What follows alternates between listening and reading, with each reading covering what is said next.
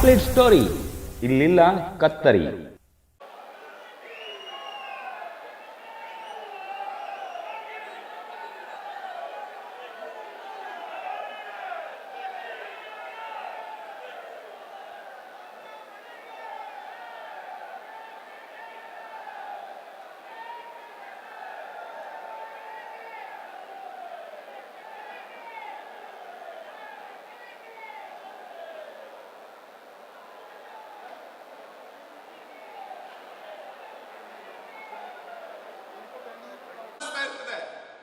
ಆದ್ರೆ ಇದರ ಪರಿಣಾಮ ಎಷ್ಟಾಗಿದೆ ಅಂತ ನಾನು ಹೇಳ್ತೀನಿ. ಇವತ್ತು 12 ಕೋಟಿ ಶೌಚಾಲಯಗಳನ್ನ ಕಟ್ಟಿಸಿದ್ದಾರೆ ಹಳ್ಳಿಗಳಲ್ಲಿ. ಇದು ಕೇಂದ್ರ ಸರ್ಕಾರ, ಹೌದಲ್ವೋ? ಇದನ್ನ ತಡಿಬೇಕಾದ್ರೆ ಮನೆಗೊಂದು ಶೌಚಾಲಯ ಬಂದ್ರೆ ಶುಚಿತ್ವ ಆಗುತ್ತೆ, ಸ್ವಚ್ಛ ಭಾರತ ಆಗುತ್ತೆ ಅಂತ ಕಲ್ಪನೆ ಕೊಟ್ಟರು. ಸುಮಾರು 12 ಕೋಟಿ ಶೌಚಾಲಯಗಳನ್ನು. ಆಮೇಲೆ ಒಂದು ವೇಳೆ ಭಾರತ ದೇಶ, ನಮ್ಮ ದೇಶ ಮತ್ತು ನಮ್ಮ ದೇಶದ ಬಾರ್ಡರ್ಸ್ ಎಷ್ಟು ಸುರಕ್ಷಿತವಾಗಿದೆ ಅಂತಂದ್ರೆ, ಭಾರತ ದೇಶದೊಳಗಡೆ ತೊಡೆ ಎಲ್ಲ ನಡುಗೋಗುತ್ತೆ ಅವ್ರಿಗೆ, ಅಷ್ಟು ಸುಭದ್ರವಾದಂತಹ ಮಿಲಿಟರಿಯನ್ನ ಇವತ್ತು ಕಟ್ಟಿದ್ದಾರೆ. ಕೂತ್ಕೊಳ್ಳಿ. ಸೊ ನಮ್ಮ ದೇಶದ ಭದ್ರತೆಯನ್ನ ಕಳೆದ 9 ವರ್ಷಗಳಿಂದ ಗಟ್ಟಿಯಾಗಿ ಕಾಪಾಡಿಕೊಂಡು ಬಂದಿದ್ದಾರೆ. ಹಳೆ ಮೈಸೂರು ಭಾಗದಲ್ಲಿ ಕೇಂದ್ರ ಮತ್ತು ರಾಜ್ಯದಲ್ಲಿ ನಮ್ಮ ಸರ್ಕಾರ ಭಾರತೀಯ ಜನತಾ ಪಾರ್ಟಿಯ ಬೆಳವಣಿಗೆ ಹೆಚ್ಚಾಗಿ ಆಗ್ತಾ ಇಲ್ಲ ಅಂತೇಳಿ ನಮ್ಮ ಅಧಿಕಾರದ ತೆಕ್ಕೆಗೆ ಬರುವಂತೆ ಮಾಡಿದಂತ ನಮ್ಮ ರಾಜ್ಯ ಅಧ್ಯಕ್ಷರು, ದಕ್ಷಿಣ ಕನ್ನಡ ಸಂಸದರು, ವೇದಿಕೆ ಮೇಲೆ ಆಸೀನರಾಗಿರ್ತಕ್ಕಂಥ ತಮ್ಮನ್ನೆಲ್ಲ ಕುರಿತು ಈಗ ಮಾತಾಡ್ತಾರೆ. ದಯಮಾಡಿ ಯಾರು ಸಹ ಇರ್ತದೆ, ದಯಮಾಡಿ ಎಲ್ಲರೂ ಇಲ್ಲೇ ಕೂತ್ಕೋಬೇಕು ಅಂತ ವಿನಂತಿ. ಇನ್ನು ವೇದಿಕೆ ಮುಂಭಾಗ ರಸ್ತೆಯಿಂದ ಆ ಭಾಗ ಮಾತಾಕಿ ಎರಡು ಮುಷ್ಟಿಕಟ್ಟು ಹೇಳಿ ಜೋರಾಗಿ ಭಾರತ್ ಮಾತಾಕಿ ಇದೆ. ನೀವು ಚುನಾವಣೆವರೆಗೆ ಮಾಡ್ತೀರಿ ಅನ್ನೋ ವಿಶ್ವಾಸ ಇದೆ. ಮಂಡ್ಯ ಇಂಡಿಯಾದ ಜೊತೆಗಿದೆ ಅನ್ನೋದು ಗ್ಯಾರಂಟಿ ತಾನೇ. ಅವರಿಗೆ ಎಲ್ಲರೂ ಎದ್ದು ನಿಂತು ಗೌರವವನ್ನು ಕೊಡಬೇಕು. ರಾಷ್ಟ್ರದ ಚಾಣಕ್ಯ ಅಮಿತ್ ಶಾ ಅವರಿಗೆ, ರಾಷ್ಟ್ರದ ಚಾಣಕ್ಯ ಅಮಿತ್ ಶಾ ಅವರಿಗೆ, ರಾಷ್ಟ್ರದ ಚಾಣಕ್ಯ ಅಮಿತ್ ಶಾ ಅವರಿಗೆ. ಭಾರತ್ ಮಾತಾ ಕಿ, ಭಾರತ್ ಮಾತಾ ಕಿ, ಭಾರತ್ ಮಾತಾ ಕಿ. ನಮ್ಮ ಮುಖ್ಯಮಂತ್ರಿ ಬೊಮ್ಮಾಯಿ ಅವರಿಗೆ, ನಮ್ಮ ಮುಖ್ಯಮಂತ್ರಿಗಳು ಬೊಮ್ಮಾಯಿ ಅವರಿಗೆ, ಪ್ರಹ್ಲಾದ್ ಜೋಶಿ ಅವರಿಗೆ. बोलो भारत माता की, बोलो भारत माता की, ವಂದೇ ವಂದೇ. ಈಗ ನಮ್ಮ ಕೇಂದ್ರದ ಗೃಹ ಸಚಿವರು, ಅವರ ಜೊತೆ ರಾಜ್ಯದ ಮುಖ್ಯಮಂತ್ರಿಗಳು, ಕೇಂದ್ರದ ಸಚಿವರಾದ ಪ್ರಹ್ಲಾದ್ ಜೋಶಿ ಅವರು ಭಾರತ ಮಾತೆಗೆ ಪುಷ್ಪಾರ್ಚನೆಯನ್ನ ಮಾಡಲಿದ್ದಾರೆ. ಅವರ ಜೊತೆ ನಮ್ಮ ರಾಜ್ಯದ ಅಧ್ಯಕ್ಷರು, ಸಚಿವರಾದ ನಾರಾಯಣಗೌಡರು, ಗೋಪಾಲಯ್ಯನವರು, ಇವರೆಲ್ಲರೂ ಸಹ ಪುಷ್ಪಾರ್ಚನೆಯನ್ನು ಮಾಡೋರಿದ್ದಾರೆ. बोलो भारत माता की, बोलो भारत माता की, ವಂದೇ ವಂದೇ.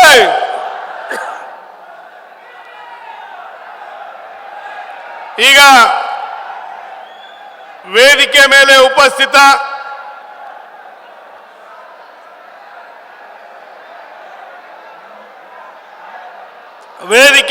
ಉಪಸ್ಥಿತ ನಮ್ಮ ರಾಷ್ಟ್ರೀಯ ನಾಯಕರು, ಕೇಂದ್ರದ ಗೃಹ ಸಚಿವರಿಗೆ, ಉಪಸ್ಥಿತ ಎಲ್ಲ ಮಾನ್ಯ ಮುಖ್ಯಮಂತ್ರಿಗಳು, ಸಚಿವ ಸಂಸದರಿಗೆ ಈಗ ಸ್ವಾಗತವನ್ನು ಬಯಸಲಿದ್ದಾರೆ. ಮಂಡ್ಯ ಜಿಲ್ಲೆ ಮತ್ತು ಹಾಸನ ಜಿಲ್ಲೆ. ಭಾರತ್ ಮಾತಾ ಕಿ, ಭಾರತೀಯ ಜನತಾ ಪಕ್ಷಕ್ಕೆ, ಅಮಿತ್ ಶಾ ಜಿಯವರಿಗೆ ಇವತ್ತಿನ ಯಾತ್ರೆಯ ಮಂಡ್ಯ ಜಿಲ್ಲೆಯ ಒಂದು ಪವಿತ್ರ ಕಾರ್ಯಕ್ರಮ.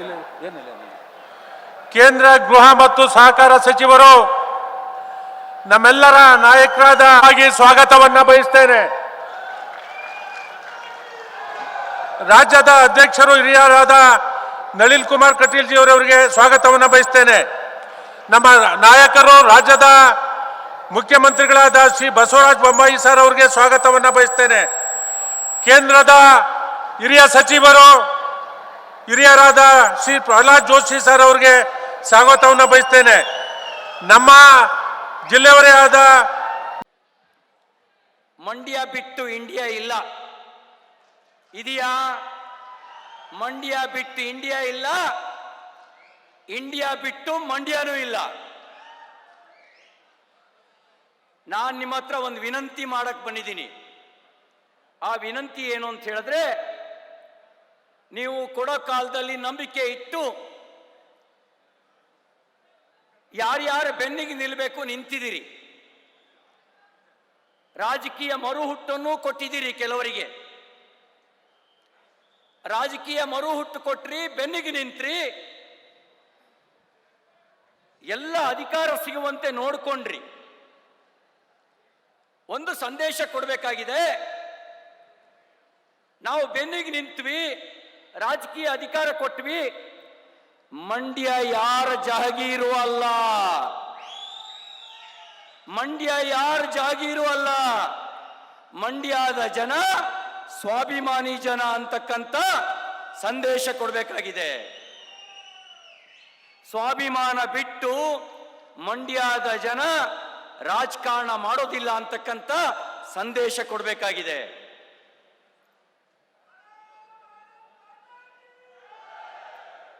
ಚುನಾವಣೆ ಹಲವು ಕಾರಣಕ್ಕೆ ನಡೀತವೆ. ಅಭಿವೃದ್ಧಿಯ ಕಾರಣಕ್ಕೆ ಚುನಾವಣೆ ನಡೆಯುತ್ತೆ, ಭಾವನೆಗಳ ಕಾರಣಕ್ಕೆ ಚುನಾವಣೆ ನಡೆಯುತ್ತೆ, ಸ್ವಾಭಿಮಾನದ ಕಾರಣಕ್ಕೆ ಚುನಾವಣೆ ನಡೆಯುತ್ತೆ. ನಾನು ನಿಮ್ಮ ಹತ್ರ ಕೇಳೋಕ್ ಬಂದಿರೋದು, ಬಿಜೆಪಿ ಸರ್ಕಾರ ಏನ್ ಕಡಿಮೆ ಮಾಡಿದೆ ಅಂತ ಹೇಳಿ. ಹಾಲಿಗೆ ಸಬ್ಸಿಡಿ ಕೊಟ್ಟಿದ್ದು ಕಾಂಗ್ರೆಸ್ ಅಲ್ಲ, ಜನತಾದಳ ಅಲ್ಲ, ಭಾರತೀಯ ಜನತಾ ಪಾರ್ಟಿ ಯಡಿಯೂರಪ್ಪನವರು ಮುಖ್ಯಮಂತ್ರಿ ಆಗಿದ್ದಾಗ ಹಾಲಿಗೆ ಸಬ್ಸಿಡಿ ಕೊಟ್ಟಿದ್ದು. ಕಿಸಾನ್ ಸಮ್ಮಾನ್ ಯೋಜನೆ ತಂದಿದ್ದು ಕಾಂಗ್ರೆಸ್ ಜನತಾದಳ ಅಲ್ಲ. 10,000 ರೂಪಾಯಿ ರೈತರ ಖಾತೆಗೆ ದುಡ್ಡು ಹಾಕುವ ಕೆಲಸ ಮಾಡಿದ್ದು ಬಿಜೆಪಿ ಸರ್ಕಾರ, ನರೇಂದ್ರ ಮೋದಿ ಅವರು ಯಡಿಯೂರಪ್ಪನವರು ಮುಖ್ಯಮಂತ್ರಿ ಆಗಿದ್ದಾಗ.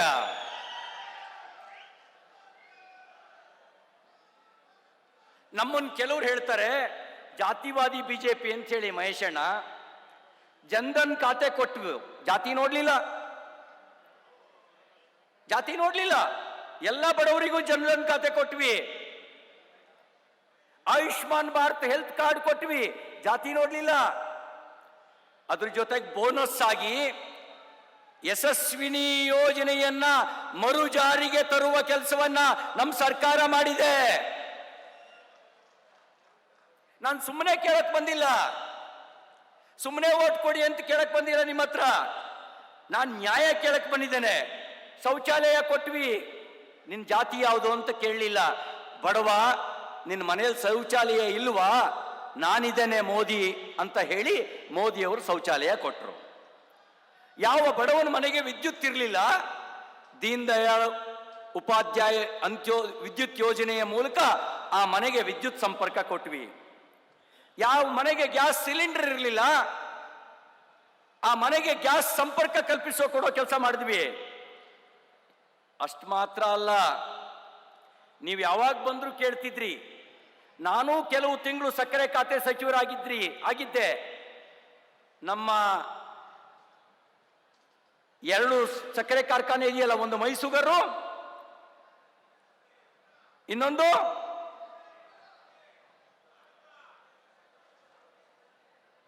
ಆ 2 ಸಕ್ಕರೆ ಕಾರ್ಖಾನೆಯ ಪುನಶ್ಚೇತನಕ್ಕೆ ಹಣ ಕೊಟ್ಟು ಅದು ಪುನರಾರಂಭ ಮಾಡಿದ್ದು ಭಾರತೀಯ ಜನತಾ ಪಾರ್ಟಿ ಸರ್ಕಾರ. ಸುಮ್ಮನೆ ನ್ಯಾಯ ಕೊಡಿ ಅಂತ ನಾನು ಕೇಳ್ತಿಲ್ಲ, ಇದೆಲ್ಲವನ್ನು ಇಟ್ಟು ನ್ಯಾಯ ಕೇಳ್ತಾ ಇದ್ದೀನಿ. ಈಗಾಗಲೇ ಮಹೇಶಣ್ಣ ಹೇಳಿದ್ರು, SC ST ಮೀಸಲಾತಿ ಹೆಚ್ಚಳ ಮಾಡಿದ್ದು ನಮ್ಮ ಸರ್ಕಾರ ಅಂತ ಹೇಳಿ. ಎಲ್ಲ ವರ್ಗಕ್ಕೆ, ಒಕ್ಕಲಿಗರು, ಲಿಂಗಾಯತರು, ಹಿಂದುಳಿದ ವರ್ಗದವರು, ದಲಿತರು ಸೇರಿದಂತೆ ಎಲ್ಲ ವರ್ಗದವರಿಗೆ ನ್ಯಾಯ ಕೊಡೋ ಕೆಲಸವನ್ನ 100ಕ್ಕೆ 100 ಮಾಡ್ತೇವೆ. ಯಾರಿಗೂ ಅನ್ಯಾಯ ಬೇಡ, ಯಾರಿಗೂ ಅನ್ಯಾಯ ಆಗೋಕ್ ಬಿಡೋದಿಲ್ಲ. ಯಾವ ಕಾಲದಲ್ಲಿ ಕಬ್ಬಿಗೆ 2800, 900, 3000 ರೂಪಾಯಿ ಬೆಂಬಲ ಬೆಲೆ ಕೊಡ್ತಾ ಇದ್ರು, FRP ಕೊಡ್ತಾ ಇದ್ರು. ನರೇಂದ್ರ ಮೋದಿ ಅವರು ಬಂದ ಮೇಲೇನೆ ಈ ಪ್ರಮಾಣದಲ್ಲಿ ಕಬ್ಬಿಗೆ FRP ಜಾಸ್ತಿ ಆಗಿರೋದು ಮರಿಬೇಡಿ. ಇಷ್ಟು ಮಾತ್ರ ಅಲ್ಲ, ಉಪ ಉತ್ಪನ್ನಗಳಿಗೂ ಕೂಡ ಬೆಲೆ ಹೆಚ್ಚು ಮಾಡಬೇಕು, ಅದಕ್ಕೂ ಮೌಲ್ಯವನ್ನು ನಿಗದಿ ಮಾಡಬೇಕು ಅನ್ನುವಂತ ಚಿಂತನೆಯನ್ನು ನಮ್ಮ ಸರ್ಕಾರ ಮಾಡ್ತಾ ಇದೆ. ಯಾವ ರೈತರು ಕೂಡ ಹೆದರಬೇಕಾದ ಅವಶ್ಯಕತೆ ಇಲ್ಲ. ನಾವು ರೈತರ ಪರ ಇದ್ದೀವಿ, ನಾವು ದಲಿತರ ಪರ ನಿರ್ಣಯ ತೆಗೆದುಕೊಂಡಿದ್ದೇವೆ, ನಾವು ಹಿಂದುಳಿದವರ ವರ್ಗದವನ್ನು ಬಿಟ್ಕೊಟ್ಟಿಲ್ಲ, ಮಹಿಳೆಯರ ಪರವಾಗಿ ಗಟ್ಟಿಯಾಗಿ ನಿಂತಿದ್ದೇವೆ. ಇಷ್ಟು ಮಾತ್ರ ಅಲ್ಲ, ಈ ಬಾರಿ ಚುನಾವಣೆ ಮೂಡಲಬಾಗಿಲು ಹನುಮಪ್ಪನಿಗೂ ಮುಲ್ಲಾ ಸಾಬಿಗೂ ನಡುವಿನ ಚುನಾವಣೆ. ದತ್ತಪೀಠಕ್ಕೆ ನ್ಯಾಯ ಕೊಟ್ಟ ಸರ್ಕಾರ ಬಿಜೆಪಿ ಸರ್ಕಾರ. ಮೂಡಲಬಾಗಲ ಆಂಜನೇಯನಿಗೂ ಕೂಡ ನ್ಯಾಯ ಕೊಡುವ ಸರ್ಕಾರ ಬಿಜೆಪಿ ಸರ್ಕಾರ. ನೀವು ಹಾಕೋ ಓಟು ಹನುಮಪ್ಪನಿಗೆ ನ್ಯಾಯ ಕೊಡೋದಕ್ಕೆ ಅಂತ ನೆನಪಿಟ್ಕೊಳ್ಳಿ. ಮುಂದಿನ ಜನ್ಮ ಇದ್ರೆ ಅದೇನೋ ಆಗ್ತೀನಿ ಅಂತ ಹೇಳಿದಾರಲ್ಲ, ಅವರಿಗೆ ನ್ಯಾಯ ಕೊಡಕ್ಕಲ್ಲ, ಹನುಮಪ್ಪನಿಗೆ ನ್ಯಾಯ ಕೊಡೋದಕ್ಕೆ ನೀವು ಹಾಕೋ ಓಟು. ಹನುಮಪ್ಪನಿಗೆ ನ್ಯಾಯ ಕೊಡೋದಕ್ಕೆ ನೀವು ಹಾಕೋ ಓಟು. ಹನುಮಪ್ಪನಿಗೆ ನ್ಯಾಯ ಕೊಡೋಕೆ ತಯಾರಿದ್ದೀರಾ? ತಯಾರಿದ್ದೀರಿ ಅಂದ್ರೆ ಕೈ ಮೇಲೆ ಮಾಡಿ. ತಯಾರಿದ್ದೀರಿ ಅಂದ್ರೆ ಕೈ ಮೇಲೆ ಮಾಡಿ. ಜೋರಾಗಿ ಹೇಳಿ, ಜೈ ಶ್ರೀರಾಮ್, ಜೈ ಶ್ರೀರಾಮ್. ಹನುಮಪ್ಪನಿಗೆ ನ್ಯಾಯ ಕೊಡೋದಕ್ಕೆ ಈ ಚುನಾವಣೆ ಟಿಪ್ಪು ವರ್ಸಸ್ ಒಡೆಯರ್ ನಡುವಿನ ಚುನಾವಣೆ. ಈ ಚುನಾವಣೆ ಟಿಪ್ಪು ವರ್ಸಸ್ ಒಡೆಯರ್ ನಡುವಿನ ಚುನಾವಣೆ. ಈ ರಾಜ್ಯಕ್ಕೆ, ಮಂಡ್ಯಕ್ಕೆ ನೀರು ಕೊಟ್ಟಿದ್ದು ಟಿಪ್ಪು ಅವನಪ್ಪ ಅಲ್ಲ, ನಮ್ಮ ನಾಲ್ವಡಿ ಕೃಷ್ಣರಾಜ ಒಡೆಯರ್, ವಿಶ್ವೇಶ್ವರಯ್ಯನವರು. ಮಂಡ್ಯಕ್ಕೆ, ಮೈಸೂರಿಗೆ ಅಭಿವೃದ್ಧಿ ಮಾಡಿದ್ದು ಸರ್ ಎಂ ವಿಶ್ವೇಶ್ವರಯ್ಯನವರು, ನಾಲ್ವಡಿ ಕೃಷ್ಣರಾಜ ಒಡೆಯರ್, ಜಯಚಾಮರಾಜೇಂದ್ರ ಒಡೆಯರ್. ಟಿಪ್ಪು ನಮ್ಮಪ್ಪನಿಗಿಂತ ಹೆಚ್ಚು ಅಂತ ಕೆಲವರು ಆಡ್ತಾರಲ್ಲ, ಅವರಿಗೆ ನೀವು ಕೇಳಬೇಕು, ಮೈಸೂರು ಸ್ಥಾಪನೆ ಮಾಡಿದ್ಯಾರು? ಅವರಿಗೆ ನೀವು ಕೇಳಬೇಕು, ಮೈಸೂರು ಬ್ಯಾಂಕ್ ಸ್ಥಾಪನೆ ಮಾಡಿದ್ಯಾರು? ಮೈಸೂರು ಸಿಲ್ಕ್ ಯಾರ ಕಾಲದಲ್ಲಿ ಉದ್ಧಾರ ಆಯ್ತು? Mysuru paper mill, Mysuru bank, Mysuru coffee curing, Mysuru ವಿಶ್ವವಿದ್ಯಾಲಯ ಟಿಪ್ಪು ಅವನಪ್ಪ ಮಾಡಿದ್ದಲ್ಲ. ಟಿಪ್ಪು ಮತ್ತು ಅವನಪ್ಪ ಮಾಡಿದ್ದಲ್ಲ. ಈ ಚುನಾವಣೆ ಟಿಪ್ಪು ಮತ್ತು ಒಡೆಯರ್ ನಡುವಿನ ಚುನಾವಣೆ. ನಾನು ನಿಮ್ಮ ಹತ್ರ ಕೇಳಲಿಕ್ಕೆ ಬಯಸ್ತೇನೆ, ನಮ್ಮ ಪಾಲಿನ ಭಾಗ್ಯದಾತ ನಾಲ್ವಡಿ ಕೃಷ್ಣರಾಜ ಒಡೆಯರ್. ನಮ್ಮ ಪಾಲಿನ ಭಾಗ್ಯದಾತ ನಾಲ್ವಡಿ ಕೃಷ್ಣರಾಜ ಒಡೆಯರ್. ಬಂಧುಗಳೇ, ಈ ಚುನಾವಣೆ ಆಂಜನೇಯ ಮತ್ತು ಮುಲ್ಲಾ ನಡುವಿನ ಚುನಾವಣೆ ಆದ್ರೆ, ಈ ಚುನಾವಣೆ ಟಿಪ್ಪು ಮತ್ತು ಒಡೆಯರ್ ನಡುವಿನ ಚುನಾವಣೆ. ನಾನು ನಿಮ್ಮ ಹತ್ರ ಕೇಳಲಿಕ್ಕೆ ಬಯಸ್ತೇನೆ, ಉರಿಗೌಡ, ದೊಡ್ಡನಂಜೇಗೌಡ, ಅವನ ರಕ್ತ ಹರಿತಾ ಇರೋದು ನಮ್ಮ ಹತ್ರ. ಟಿಪ್ಪು ಅವನಪ್ಪನ ರಕ್ತ ಅಲ್ಲ ಹರಿತಾ ಇರೋದು, ನಮ್ಮ ಮೈ ಮೇಲೆ ಹರಿತಾ ಇರೋದು ಉರಿಗೌಡ, ದೊಡ್ಡನಂಜೇಗೌಡರ ರಕ್ತ ಹರಿತಾ ಇದೆ. ನಿಜವಾದ ಹುಲಿಗಳು ಯಾರು ಗೊತ್ತಾ? ಟಿಪ್ಪುವನ್ನ ಅಟ್ಟಾಡಿಸಿ ಕೊಂದ ನಮ್ಮೂರಿನ ಉರಿಗೌಡ, ನಮ್ಮೂರಿನ ದೊಡ್ಡನಂಜೇಗೌಡ. ಅವರು ನಿಜವಾದ ಹುಲಿಗಳು, ಅವರು ನಿಜವಾದ ಹುಲಿಗಳು. ಯೋಗೇಶ್ವರ್ ಅವರೇ, ಇನ್ನೊಂದು ಕೆಲಸ ನಿಮಗೆ ನಾವು ನೀವು ಸೇರಿ ಮಾಡೋದು ಬಾಕಿ ಇದೆ. ಉರಿಗೌಡ, ದೊಡ್ಡನಂಜೇಗೌಡರ ಪ್ರತಿಮೆ ನಿರ್ಮಾಣ ಆಗಬೇಕು. ಯಾವ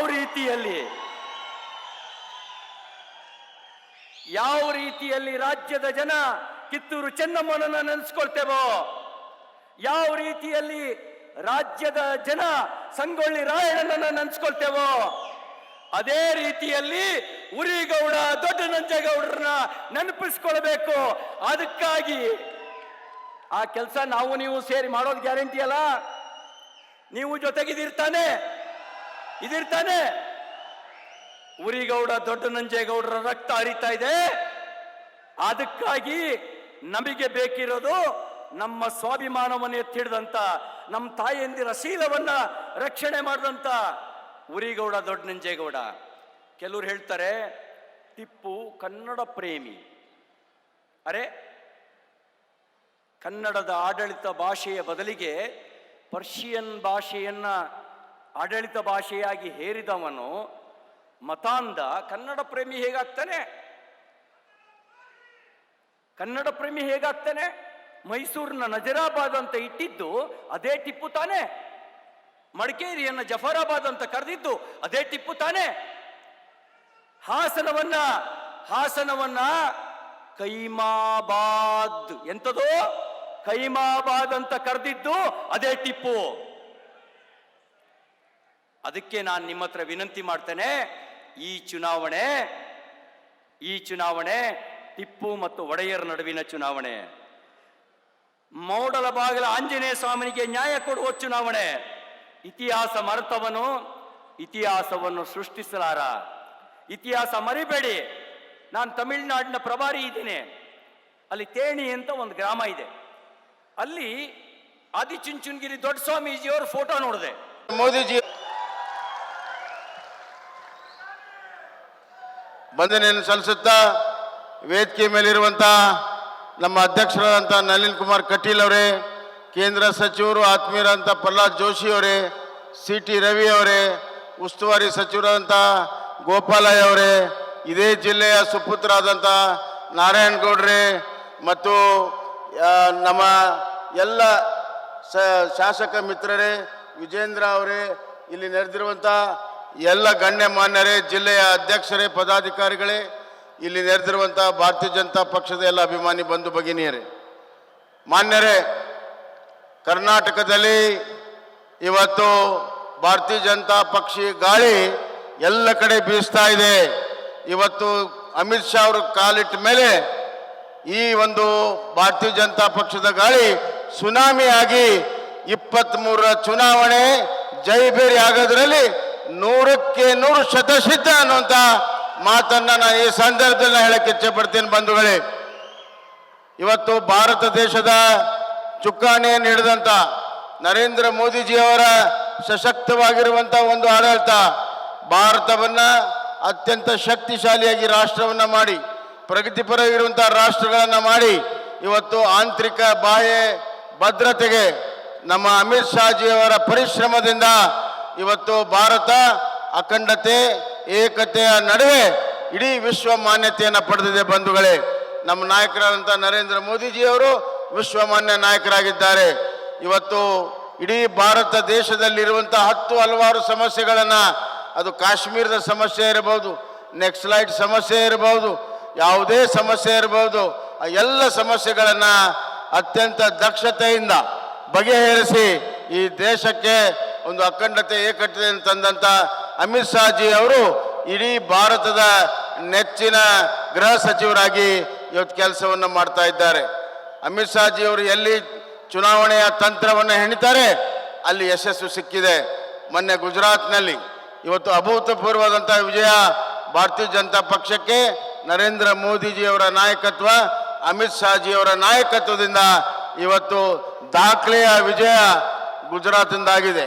ಇನ್ನು ಬರುವಂಥ ಮೇದಲ್ಲಿ 2020 ಮೇದಲ್ಲಿ ಕರ್ನಾಟಕದ ಚುನಾವಣೆಯಲ್ಲಿಯೂ ಕೂಡ ಸೂರ್ಯ ಹುಟ್ಟುವುದು ಎಷ್ಟು ಸತ್ಯವೋ ಅಷ್ಟೇ ಸತ್ಯ, ಭಾರತೀಯ ಜನತಾ ಪಕ್ಷ ಮತ್ತೆ ಅಧಿಕಾರಕ್ಕೆ ಬರುವಂಥದ್ದು ಅಷ್ಟೇ ಸತ್ಯ ಅನ್ನುವಂಥ ಮಾತನ್ನು ಹೇಳಕ್ಕೆ ಇಚ್ಛಪಡ್ತೇನೆ. ಬಂಧುಗಳೇ,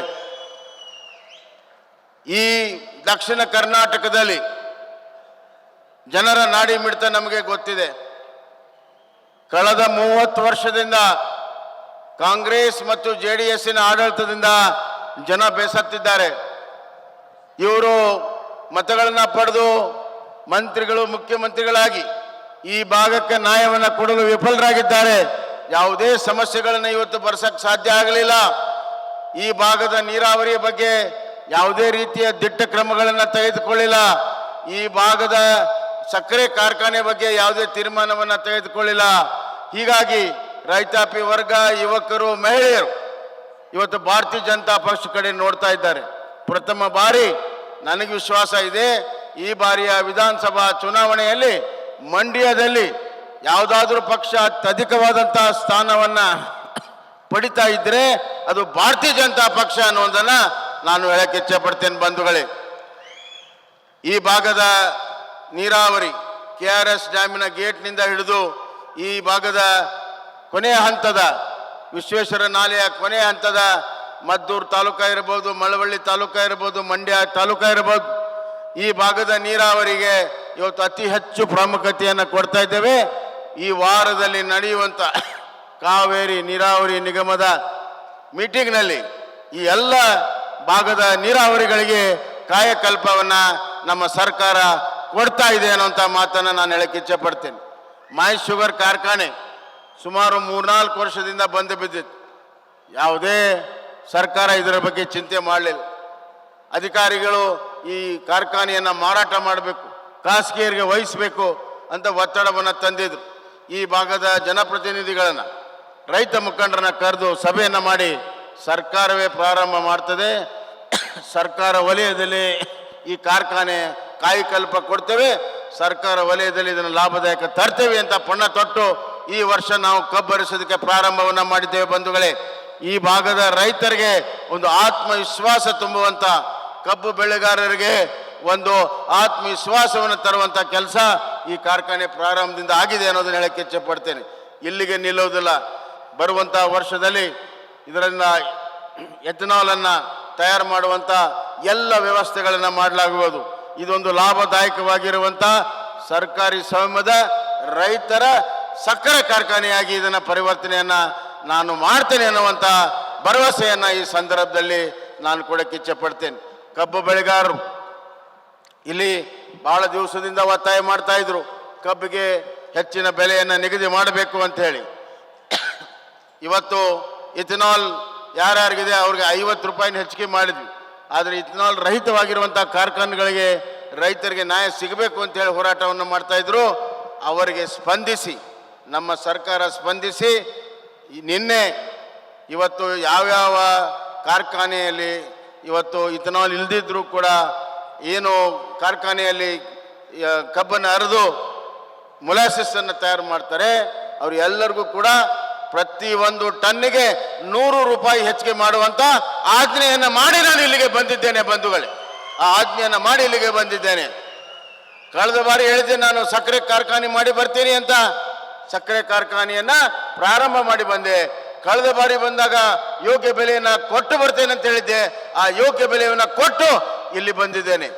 ಮಾತು ಕೊಟ್ಟಂತೆ ನಡೆಯುವಂಥ ಸರ್ಕಾರ ನಮ್ಮದು ಭಾರತೀಯ ಜನತಾ ಪಕ್ಷದ ಸರ್ಕಾರ.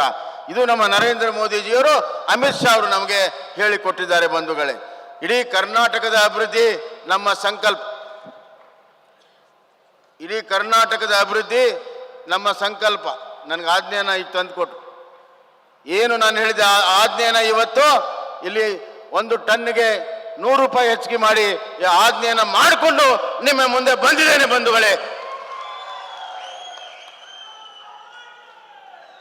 Mandya is India, Mandya is India ಅಂತ ನಾವೆಲ್ಲರೂ ಕೂಡ ಗೊತ್ತಿದೆ.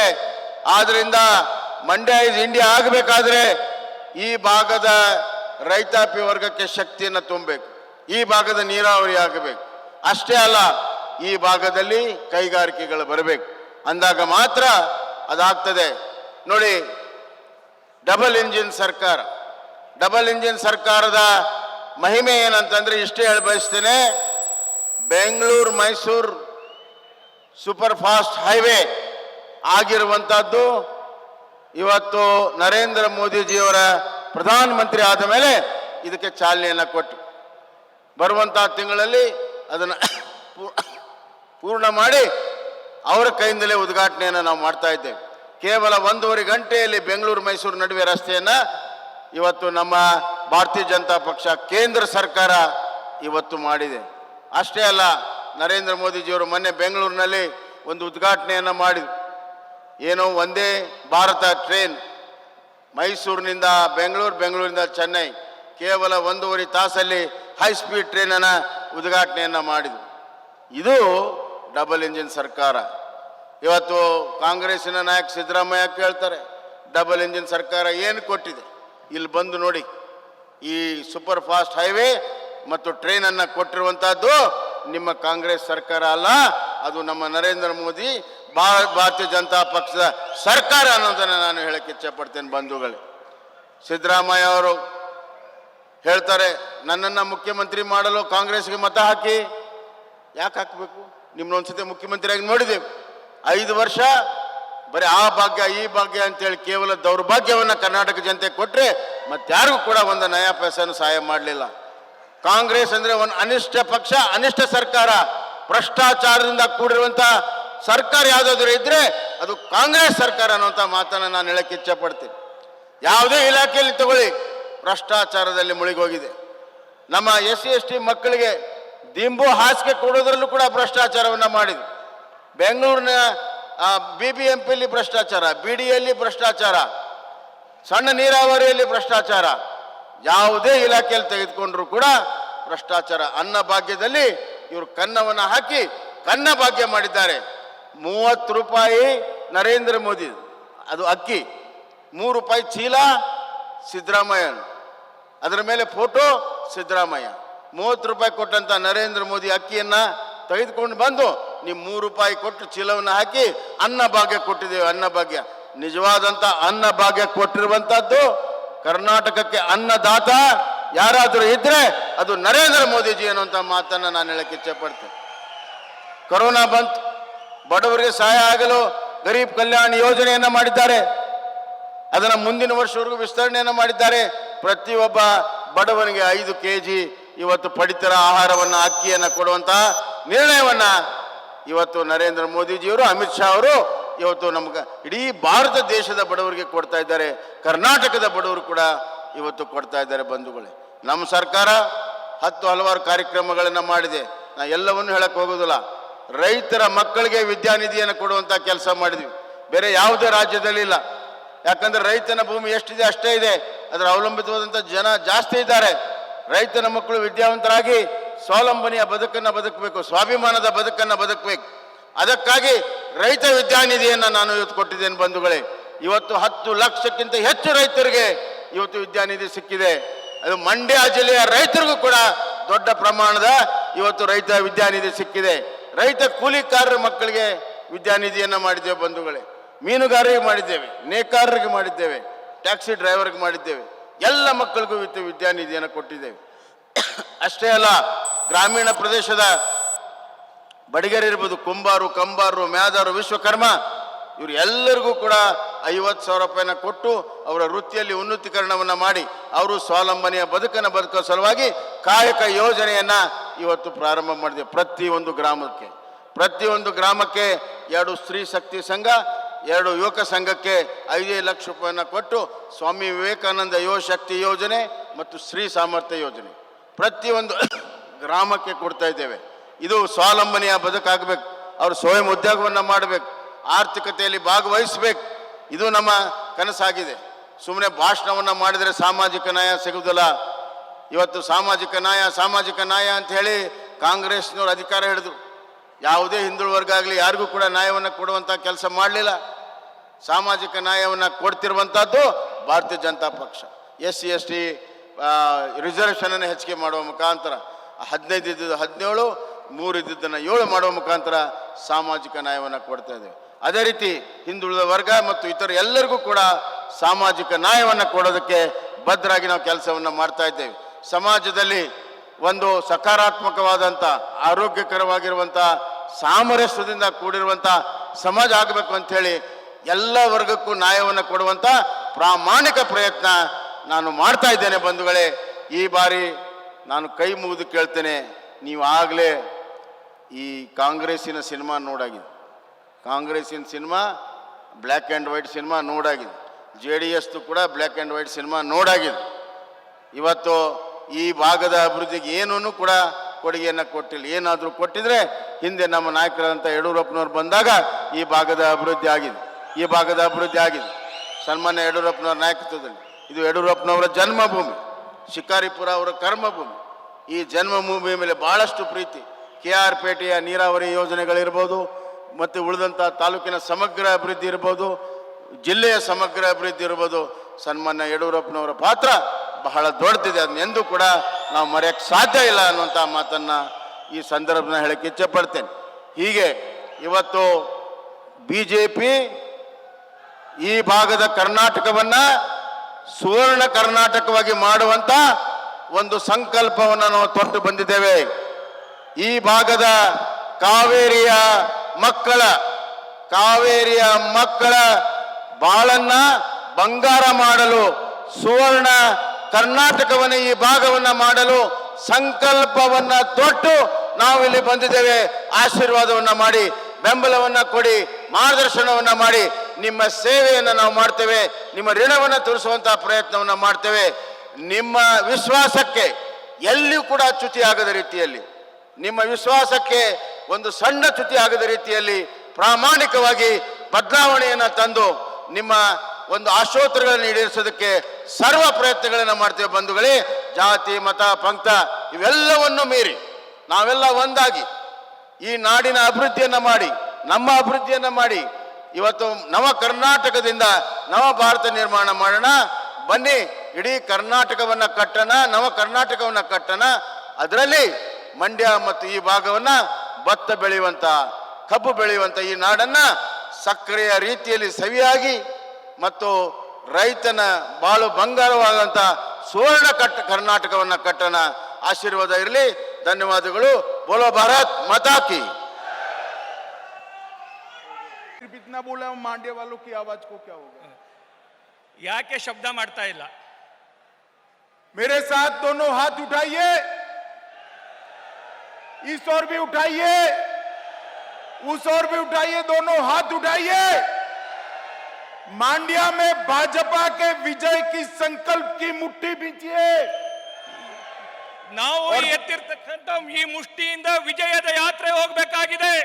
और प्रचंड आवाज से बोलिए, भारत माता की, भारत माता की जय. मंच पर उपस्थित कर्नाटक के लोकप्रिय मुख्यमंत्री श्री बसवराज बोम्माई जी, मेरे मित्र और भारत सरकार के मंत्री, कर्नाटक के ही नेता श्री प्रहलाद जोशी जी, हमारे कर्मठ और मेहनती प्रदेश अध्यक्ष श्री नलिन कुमार कटील जी, भारतीय जनता पार्टी के राष्ट्रीय महामंत्री श्री CT रवि जी, हमारे यहां के प्रभारी मंत्री श्री गोपालिया जी, कर्नाटक सरकार में मंत्री डॉक्टर अश्वत्थ नारायण जी, कर्नाटक सरकार में मंत्री श्री नारायण गौड़ा जी, प्रदेश के उपाध्यक्ष श्री नीलमल सुराना जी, प्रदेश के उपाध्यक्ष श्री विजयेंद्र जी,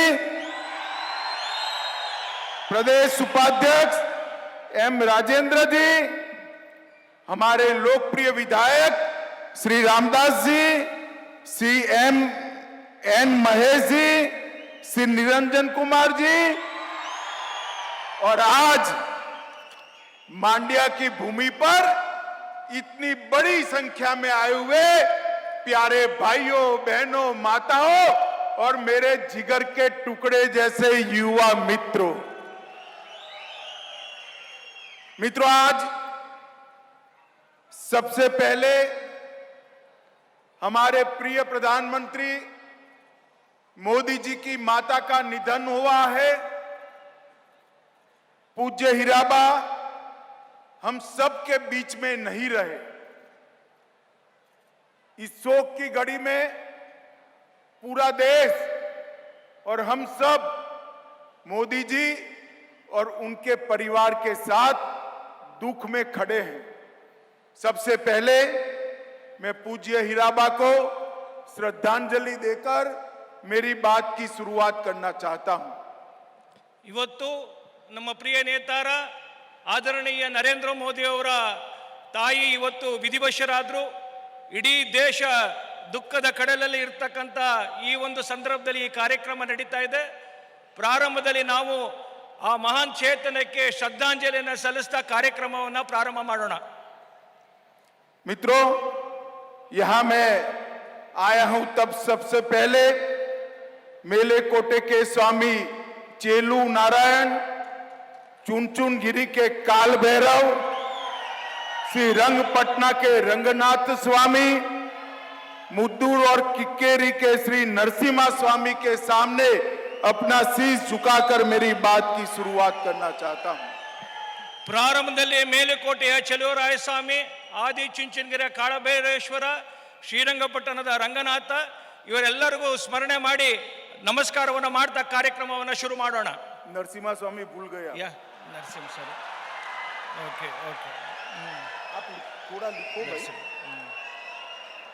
मित्रों, आज जब मैं यहाँ आया हूं तब ये महान भूमि आदि शंकराचार्य, गुरु माधवाचार्य, आचार्य रामानुज और जगत ज्योति बसवन्ना के विचरण करने वाली भूमि है।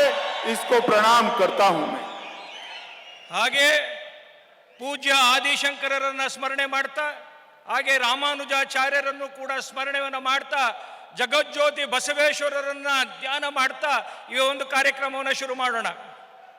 मित्रों, आचार्य रामानुज ने अपने जीवन के 12 साल यहीं पर मेले कोटे में मांड्या में व्यतीत कर धर्म का पुनर्जागरण का काम किया था। ಸ್ವತಃ ರಾಮಾನುಜಾಚಾರ್ಯರು ಈ ಮಂಡ್ಯದಲ್ಲೇ ತಮ್ಮ ಬಾಲ್ಯದ 12 ವರ್ಷಗಳನ್ನು ಕಳೆದು ತಮ್ಮ ಏನು ಆಧ್ಯಾತ್ಮದ ಒಂದು ಅಧ್ಯಯನವನ್ನು ಕೂಡ ಇಲ್ಲೇ ಪ್ರಾರಂಭವನ್ನು ಮಾಡಿದ್ರು. मित्रों, मैं जिस भूमि पर खड़ा हूं यहां पर मैं नलवाड़ी कृष्णराज वड़ियार और भारत रत्न श्री एम विश्वेश्वरैया को भी प्रणाम कर मेरी बात की शुरुआत करना चाहता हूं। ಹಾಗೆ ನಾಲ್ವಡಿ ಕೃಷ್ಣರಾಜ ಒಡೆಯರ್ ಹಾಗೂ ವಿಶ್ವೇಶ್ವರಯ್ಯರನ್ನು ಕೂಡ ಈ ಸಂದರ್ಭದಲ್ಲಿ ನಾನು ಸ್ಮರಣೆಯನ್ನು ಮಾಡ್ತೇನೆ. मैं आदू चुनचुन गिरी मठ के दिवंगत स्वामी श्री श्री श्री बाल गंगाधर नाथ को भी प्रणाम कर मेरी बात की शुरुआत करना चाहता हूं। ಹಾಗೆ ಆದಿಚುಂಚನಗಿರಿ ಶ್ರೀಗಳಾದಂಥ ಬಾಲಗಂಗಾಧರನಾಥ ಸ್ವಾಮಿಗಳಿಗೂ ಕೂಡ ಪ್ರಣಾಮವನ್ನು ನಾನು ಈ ಸಂದರ್ಭದಲ್ಲಿ ಮಾಡ್ತೇನೆ. और ये मांड्या जिला हमारे प्रिय नेता येदुरप्पा जी का जन्म स्थान है। ಹಾಗೆ ನಮ್ಮ ಪಕ್ಷದ ಹಿರಿಯ ನಾಯಕರಾಗಿರ್ತಕ್ಕಂಥ ಆದರಣೀಯ ಯಡಿಯೂರಪ್ಪನವರ ಜನ್ಮಸ್ಥಳ ಕೂಡ ಈ ಜಾಗ ಆಗಿದೆ. और आज येदुरप्पा जी देश में नहीं है, विदेश में है। आज सुबह ही उनका फोन आया था कि अमित भाई आपको मालूम है मांड्या मेरा जन्म स्थान है, मेरा जन्म मांड्या में हुआ था। मैंने बोला मैं आपकी याद मांड्या वालों को जरूर दिला दूंगा। ಹಾಗೆ ಯಾವಾಗಲೂ ಯಡಿಯೂರಪ್ಪನವರು ಸ್ಮರಣೆಯನ್ನು ಮಾಡ್ಕೊಳ್ತಾರೆ, ಮಂಡ್ಯ ಕೂಡ ತಮ್ಮ ಜನ್ಮಸ್ಥಾನ ಅಂತೇಳಿ ಅದನ್ನು ಕೂಡ ನಾನೀಗ ನೆನಪನ್ನು ಮಾಡ್ತಾ ಇದ್ದೀನಿ. मित्रों, मैं 2018 के चुनाव की शुरुआत मांड्या जिले से की थी। यहां से एक मुट्ठी अनाज मांगकर कांग्रेस के शासनों में जिन किसानों को अन्याय हुआ था उनको न्याय दिलाने के लिए भारतीय जनता पार्टी ने शपथ ली थी।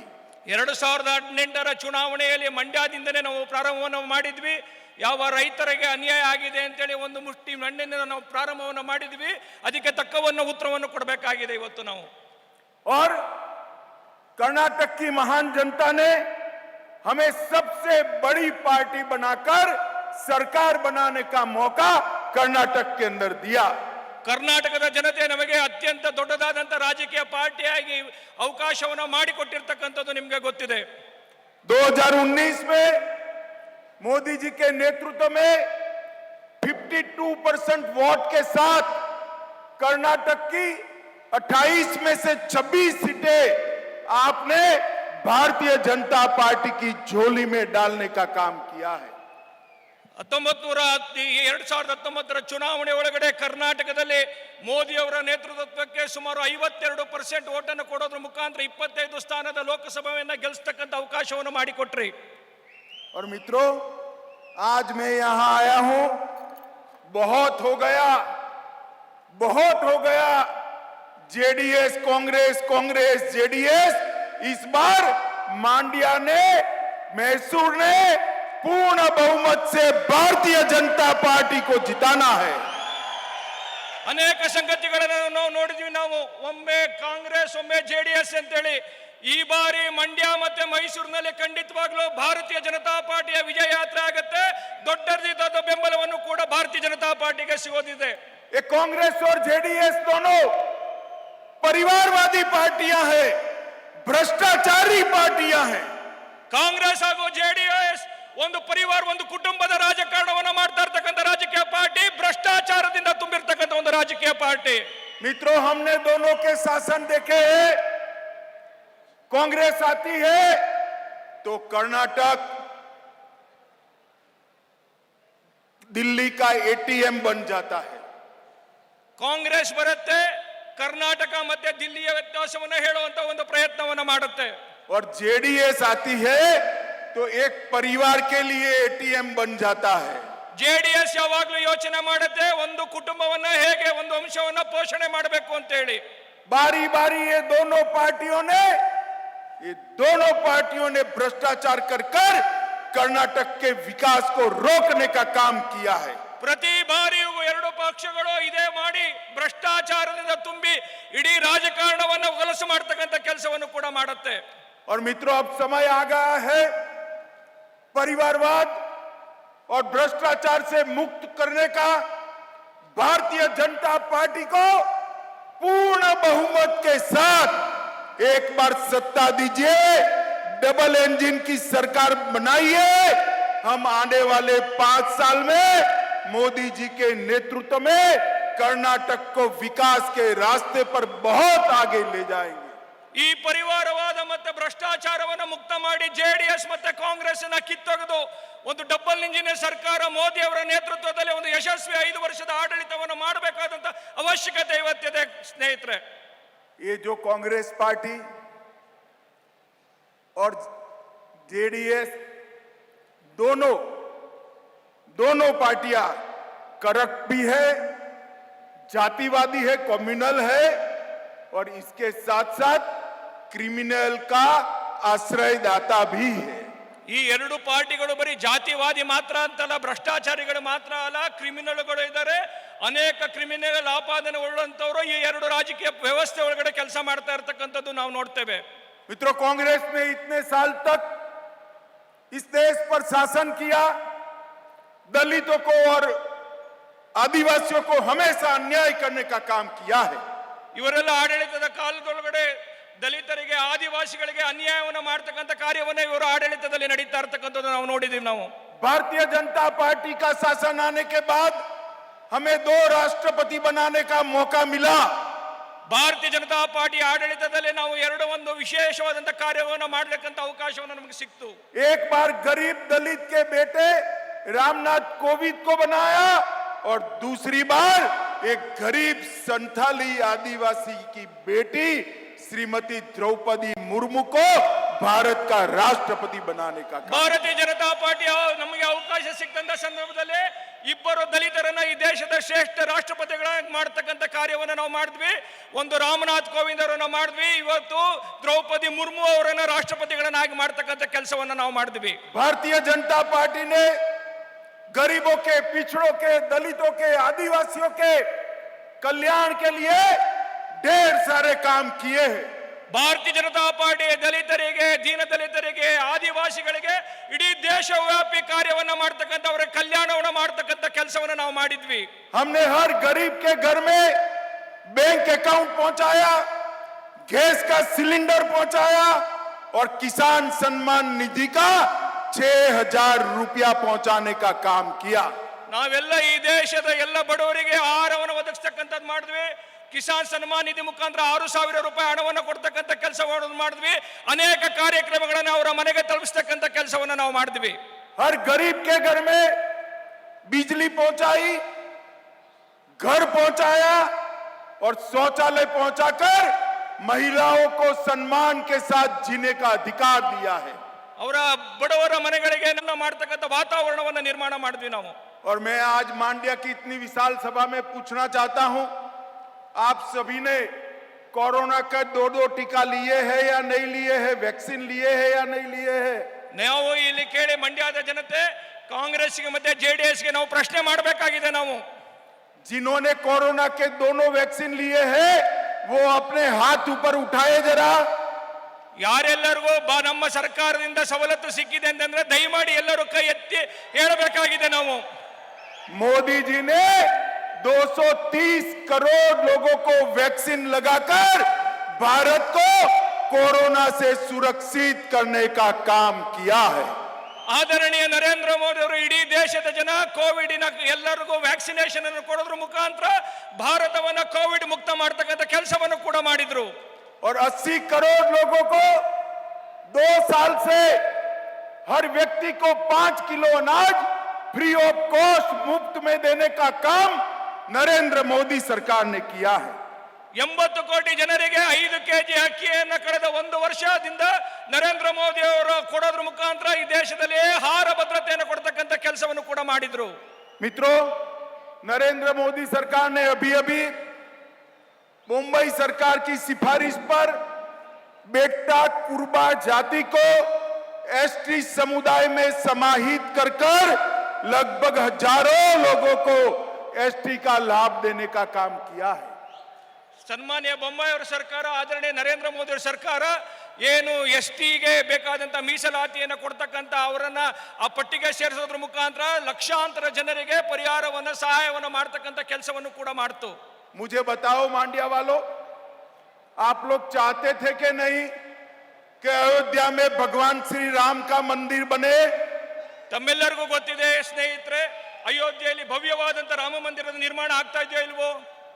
जरा जोर से बोलिए, आप राम मंदिर बनना चाहिए या नहीं बनना चाहिए? ಅಲ್ಲಿ ಭವ್ಯವಾದಂತ ರಾಮ ಮಂದಿರ ಕಟ್ಟಬೇಕೋ ಬೇಡವೋ? बाबर के जमाने से ये राम मंदिर बनता नहीं था, कांग्रेस उसको कोर्ट में अटका कर पड़ी थी। मोदी जी ने 2019 में राम जन्मभूमि का शिलान्यास किया और युवाओं, मैं आपको बताने आया हूं, 1 जनवरी 2024 का रिजर्वेशन अयोध्या का करा लीजिए। अयोध्या में भव्य राम मंदिर वहां पर बनकर तैयार हो जाएगा। ಅನೇಕ ವರ್ಷಗಳು ಕಾಂಗ್ರೆಸ್ ಭವ್ಯವಾದಂತ ರಾಮ ಮಂದಿರದ ನಿರ್ಮಾಣಕ್ಕೆ ಬಹಳ ತೊಂದರೆಯನ್ನು ಕೊಟ್ಟಿದ್ರು ಕೂಡ 2019ನೇ ಇಸ್ವಿ ಒಳಗಡೆ ಶಿಲಾನ್ಯಾಸವನ್ನು ಮಾಡುವ ಮುಖಾಂತರ 2024ಕ್ಕೆ ನಮ್ಮ ಮುಂದೆ ಭವ್ಯವಾದಂತ ರಾಮ ಮಂದಿರದ ನಿರ್ಮಾಣ ಆಗತ್ತೆ. ಇಲ್ಲಿನ ಯುವಕರೇ ಇವತ್ತೇ ಯೋಚನೆ ಮಾಡಿ ಭವ್ಯವಾದಂತ ರಾಮ ಮಂದಿರದ ನಿರ್ಮಾಣ ಈ ದೇಶದಲ್ಲಿ ಆಗೋದು ತಾವು ನೋಡ್ತಾ ಇದ್ದೀರಿ. मित्रों, मोदी जी ने इसके साथ केदारनाथ, बद्रीनाथ, काशी विश्वनाथ, इसका भी उद्धार करने का काम किया है। ಬರೀ ಇಷ್ಟೇ ಮಾತ್ರ ಅಂತಲ್ಲ, ಏನೆಲ್ಲ ಪುನರುತ್ಥಾನದ ಕಾರ್ಯ ಅದು ಕಾಶಿ ವಿಶ್ವನಾಥನನ್ನ ಮಾಡಿದ್ರು, ಕೇದಾರನಾಥದಲ್ಲಿ ಭವ್ಯವಾದಂತ ನಿರ್ಮಾಣವನ್ನು ಮಾಡತಕ್ಕಂಥ ಕೆಲಸ ಮಾಡಿದ್ರು. ಪ್ರತಿಯೊಂದು ಈ ತರದ ಸಂಗತಿಗಳನ್ನ ನಿರ್ಮಾಣದ ಮುಖಾಂತರ ನಾವು ಕಾರ್ಯವನ್ನು ಮುಂದುವರಿಸ್ತಾ ಇರ್ತಕ್ಕಂಥದ್ದು ನೋಡಿದ್ದೀವಿ ನಾವು. कांग्रेस ने इस मैसूर क्षेत्र के विकास के लिए, जेडीएस ने इस मैसूर क्षेत्र के विकास के लिए, मांड्या के विकास के लिए कुछ नहीं किया। ಕಾಂಗ್ರೆಸ್ ಕರ್ನಾಟಕ ಮತ್ತೆ ಜೆಡಿಎಸ್ ಮೈಸೂರು ಮಂಡ್ಯ ಭಾಗದಲ್ಲಿ ಈ ಭಾಗದ ವಿಕಾಸಕ್ಕೆ ಏನು ಕೆಲಸವನ್ನು ಮಾಡಲಿಲ್ಲ. भारतीय जनता पार्टी ने मैसूर बैंगलोर एक्सप्रेस वे बनाने का काम किया, मौजूदा रेलवे को 2 लेन बनाने का काम किया, इसके इलेक्ट्रिफिकेशन का काम किया। ಭಾರತೀಯ ಜನತಾ ಪಾರ್ಟಿ ಮೈಸೂರು ಮತ್ತು ಬೆಂಗಳೂರಿನ ಮಧ್ಯೆ ಎಕ್ಸ್ಪ್ರೆಸ್ ರೈಲ್ವೆ, ಹಾಗೆ ರೈಲಿಗೆ ಬೇಕಾದಂತ ಡಬಲ್ ಟ್ರ್ಯಾಕ್, ಹಾಗೆ ಎಲೆಕ್ಟ್ರಿಫಿಕೇಶನ್ ಮಾಡತಕ್ಕಂಥ ಕೆಲಸವನ್ನು ಕೂಡ ನಮ್ಮ ಸರ್ಕಾರದ ಅವಧಿಯಲ್ಲಿ ನಾವು ಮಾಡಿದ್ವಿ. नहीं, रेलवे का बता दिए मैंने. मैं मुंबई जी को बहुत बहुत अभिनंदन देना चाहता हूं। आपकी माई शुगर फैक्ट्री बंद थी, वो माई शुगर फैक्ट्री को चालू करने का काम हमारे ऐसा मुंबई जी ने किया। ನಾನು ಬೊಮ್ಮಾಯಿ ಅವರಿಗೂ ಕೂಡ ಅಭಿನಂದನೆಯನ್ನು ಸಲ್ಲಿಸ್ತೇನೆ. ಏನು ಮಂಡ್ಯದ ಮೈ ಶುಗರ್ ಕಾರ್ಖಾನೆ ನಿಂತು ಹೋಗಿತ್ತು, ಅದನ್ನು ಪುನರಾರಂಭ ಮಾಡ್ತಕ್ಕಂಥ ಕೆಲಸವನ್ನು ಮಾಡಿದ್ರೆ ಅದಕ್ಕೆ ನಾನು ಮಾನ್ಯ ಮುಖ್ಯಮಂತ್ರಿಗಳಿಗೆ ಅಭಿನಂದನೆಯನ್ನು ಕೂಡ ಸಲ್ಲಿಸ್ತೇನೆ. मित्रों, मोदी जी ने किसानों के लिए ढेर सारे काम किए हैं। मोदी जी ने 6,000 रुपया किसान कल्याण निधि भेजी। येदुरप्पा जी ने इसके साथ 4,000 रुपया जोड़कर हर साल हर किसान को 10,000 रुपया सीधा इसके बैंक अकाउंट में भेजने का काम ये भारतीय जनता पार्टी की दोनों सरकारों ने किया। ಭಾರತೀಯ ಜನತಾ ಪಾರ್ಟಿ ಇಲ್ಲಿಯ ರೈತರಿಗೆ ಏನು ಮೋದಿ ಅವರು ಕೊಟ್ಟಿರ್ತಕ್ಕಂಥ 6,000 ರೂಪಾಯಿ, ಹಾಗೆ ಸನ್ಮಾನ್ಯ ಯಡಿಯೂರಪ್ಪನವರು ಕೊಟ್ಟಿರ್ತಕ್ಕಂಥ 4,000 ರೂಪಾಯಿ, ಒಟ್ಟು 10,000 ರೂಪಾಯಿಯನ್ನ ಅನೇಕ ರೈತರಿಗೆ, ಲಕ್ಷಾಂತರ ರೈತರಿಗೆ ಕರ್ನಾಟಕದಲ್ಲಿ ಕೊಡ್ತಕ್ಕಂಥ ಕೆಲಸವನ್ನು ನಾವು ಮಾಡಿದ್ವಿ. और अब तक कर्नाटक के 50 लाख किसानों को 11,000 करोड़ रुपया सीधा बैंक अकाउंट में देने का काम केंद्र और कर्नाटक की भारतीय जनता पार्टी की सरकार ने किया है। ತಮಗೆ ಗೊತ್ತಿರಲಿ, ಕರ್ನಾಟಕದ 40 ಲಕ್ಷ ರೈತರಿಗೆ ಸುಮಾರು 11,000 ಕೋಟಿ ರೂಪಾಯಿ ಹಣವನ್ನ ನೇರವಾಗಿ ಕೊಡ್ತಕ್ಕಂಥ ಕೆಲಸವನ್ನ ಮೋದಿ ಅವರ ಸರ್ಕಾರ ಮಾಡಿದೆ. केंद्र की माइक्रो इरिगेशन योजना में 1100 करोड़ रुपया दिया। लघु सिंचाई योजना के लिए भी 58% बजट बढ़ाया और लगभग 3 लाख हेक्टेयर भूमि में एडिशनल सिंचाई का काम नरेंद्र मोदी सरकार ने किया है।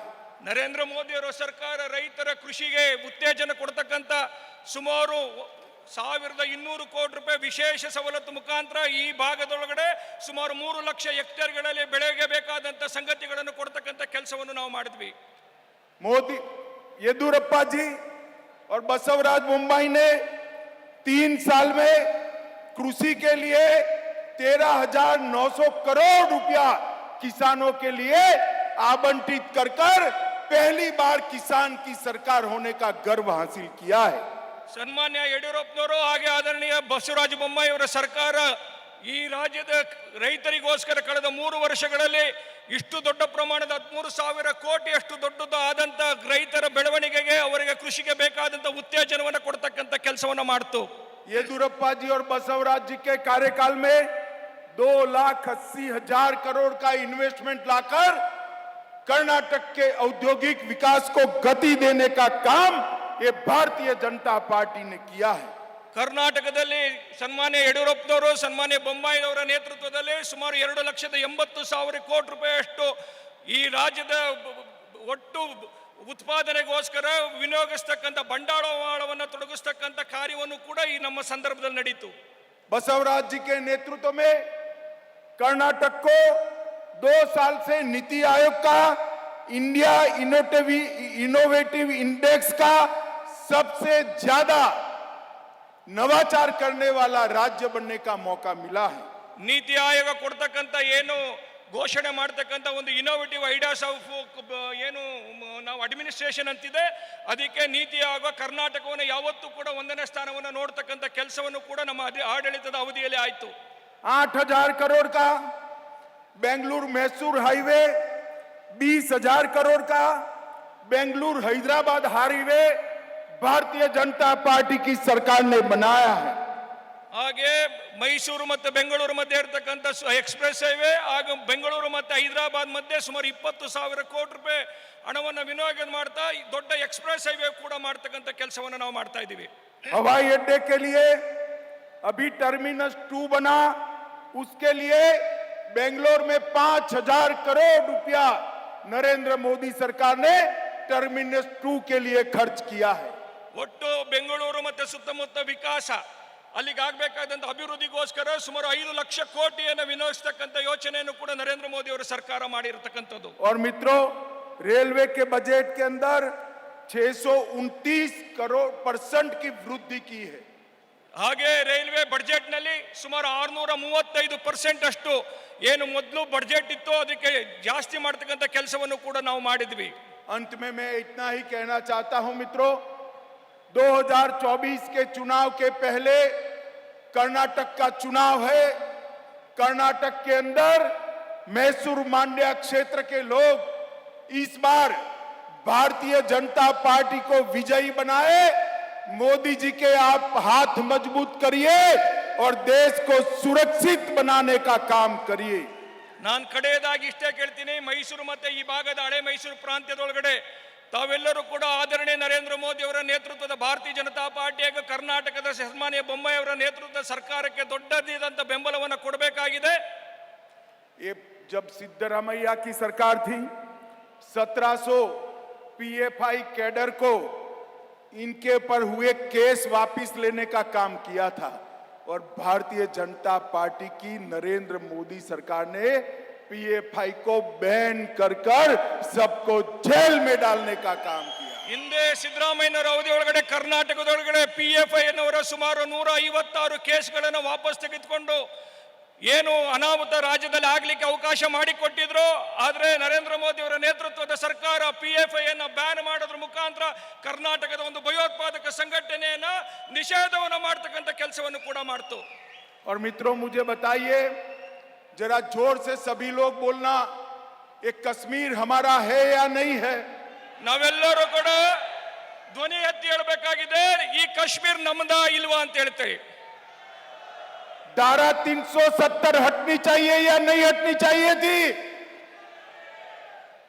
और एक कांग्रेस पार्टी अब तक धारा 370 को बचाकर चलती थी.